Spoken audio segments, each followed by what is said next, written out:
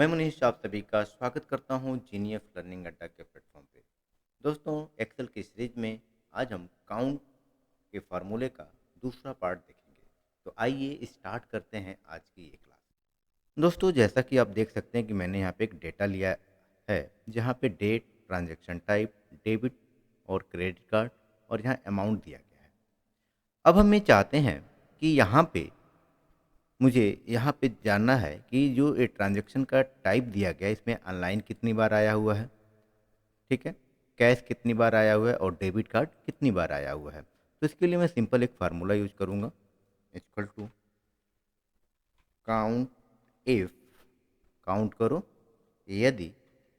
अब इस पूरे रेंज में, अब इसका रेंज क्या हो जाएगा, तो मुझे इसमें काउंट करना, तो मैं यहाँ पे इसको सेलेक्ट करूँगा, यहाँ पे पूरे को, ठीक है, कॉमा क्राइटेरिया। किसको काउंट करना है, तो मुझे ऑनलाइन काउंट करना। तो या तो मैं यहाँ डबल कामा के अंदर ऑनलाइन लिख सकता हूँ, लेकिन मुझे इस फार्मूले को डायनेमिक बनाना है, तो इसलिए मैं यहाँ पे इसको सेलेक्ट करूँगा, ठीक है।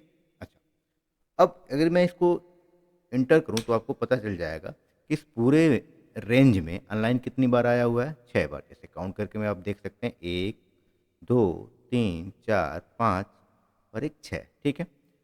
और मैं इस फार्मूले को अगर अगर डायनेमिक बनाना चाहता हूँ, इसको मैं ड्रैग करने जाऊँ, तो आप देखेंगे यहाँ पे रिजल्ट आया है कि नहीं। आप देखेंगे 3, क्या कैश 3 बार आया है कि नहीं।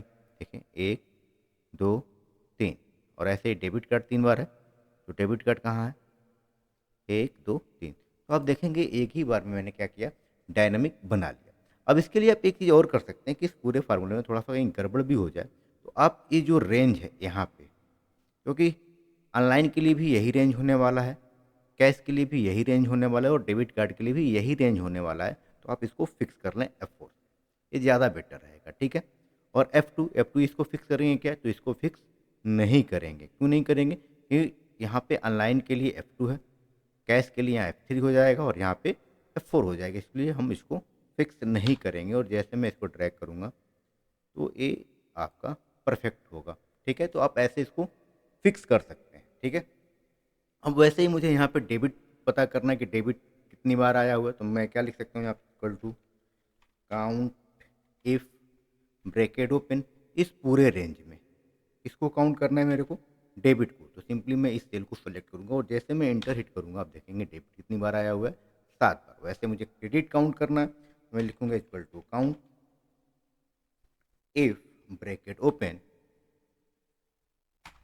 Equal to count if, bracket open, और इस पूरे रेंज में यहाँ से लेके यहाँ तक, इस पूरे रेंज में किसको काउंट करना है मेरे को, क्रेडिट को। तो मैं सिंपली क्रेडिट को सेलेक्ट करूँगा और जैसे मैं इंटर करूँगा तो बता देगा क्रेडिट 5 बार है।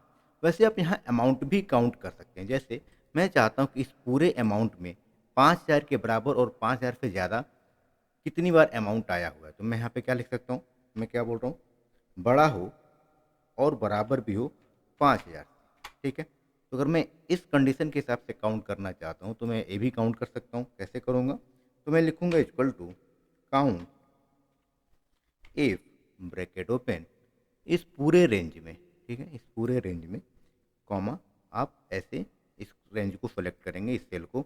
अब जैसे इंटर करेंगे बता देगा कि 5,000 और 5,000 से ज़्यादा 4 बार है। काउंट करके देखिए, एक, क्योंकि 5,000 भी काउंट होगा, क्योंकि बराबर भी है यहाँ पे, 2 3 4। अब नीचे देखेंगे कोई 5,000 से ऊपर या बराबर नहीं है, तो 4 बार आया हो, ठीक है। इसी चीज़ को आप ऐसे भी लिख सकते हैं। जैसे मैं कैसे लिख सकता हूँ, equal to count if, bracket open, या पूरा रेंज आप लेंगे और जो कंडीशन है उसको आप डबल कामा के अंदर भी लिख सकते हैं। जैसे मैं यही कंडीशन लिखता हूँ, बड़ा है या बराबर है 5,000 से, तो आप देखेंगे इसका भी रिजल्ट सेम आया हुआ है। तो आप ऐसे भी लिख सकते हैं। तो आई होप आपको ये वीडियो पसंद आया होगा। यदि आपको ये वीडियो पसंद आ रहा है, तो प्लीज़ मेरे वीडियो को लाइक करें, मेरे चैनल को सब्सक्राइब करें और अपने दोस्तों में शेयर करें। और यदि आप एक्सेल के सीरीज को सीरीज वाइज देखना चाहते हैं, तो आप प्ले स्टोर पे जाके मेरा ऐप जीनियस लर्निंग अड्डा को इंस्टॉल कर सकते हैं और वहाँ आप कंप्यूटर की पढ़ाई ईजी वे में कर सकते हैं। धन्यवाद।